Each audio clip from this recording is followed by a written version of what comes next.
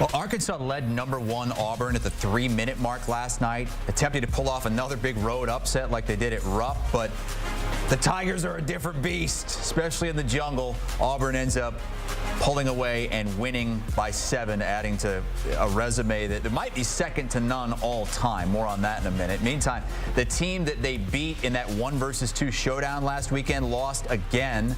Alabama gave up 110 points at Missouri. They lost by 12.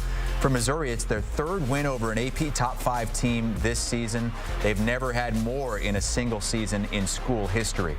Jerry Palm, despite that loss, says that Bama is still on that 1 seed line and the #2 overall seed right behind Auburn despite those losses. And you look at this SEC, they're going to set a record. They're moving closer to history. The Big East has the record for the most teams in a tournament with 11. SEC could have as many as 13. They could become the first in history to put 80% of their teams in the tournament. No conference has ever had 4 teams on those top 2 seed lines. As of last Saturday, they had 5 of the top 6 overall seeds. So let's get Gary Parrish in here.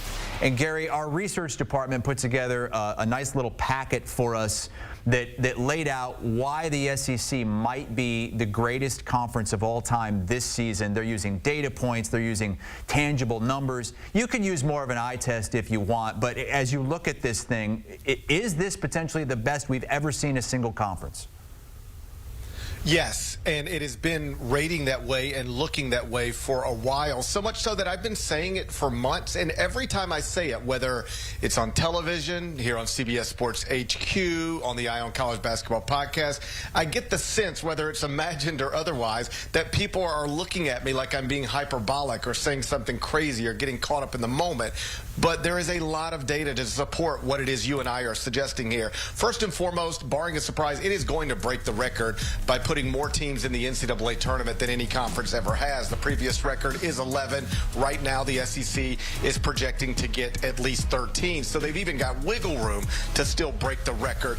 The league is 3 projected #1 seeds right now. It is rating as the best league in the history of the KenPom database that dates all the way back to the 1996-97 season.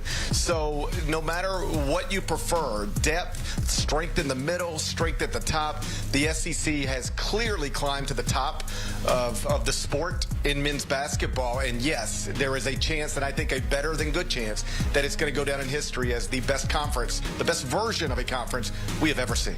14 of the 16 teams have been ranked at some point this year. Amazing. And when you have a conference that's this good, you would expect there to be, I don't know, maybe a 3 or 4 horse race for a championship with teams with 3 and 4 losses at the end of the year. And yet there's Auburn with 1 measly loss in conference play. They have 14 quad 1 wins. Inside this research packet we got, it also laid out why this might be the greatest resume in season a team has ever put together. You buying that?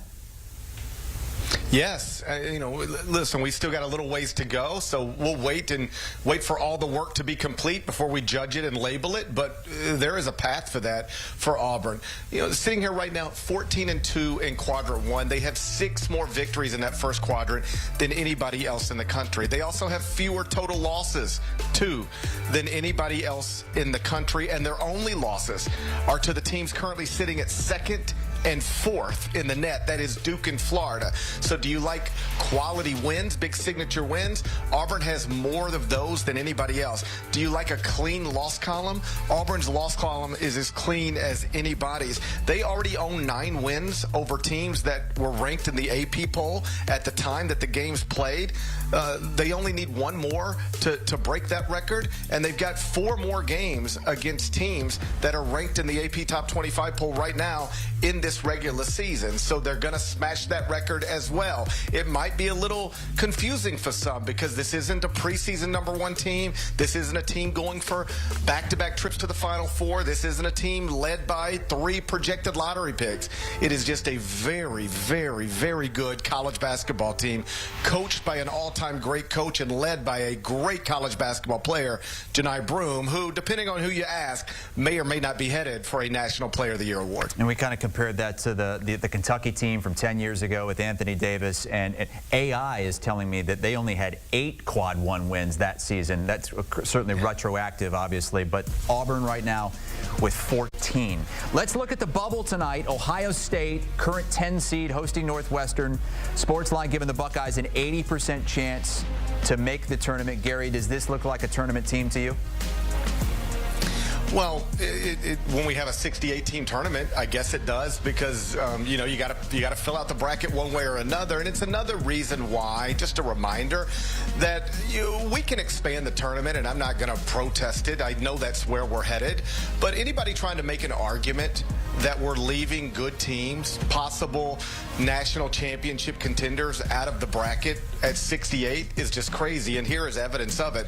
Ohio State has felt like it's been disappointing this season, because it has, and yet still very much in the tournament picture. I'll give you an even better example. Indiana has been so disappointing and lackluster this season that its coach has actually already resigned because he couldn't get through a game without his own fans chanting for him to be fired.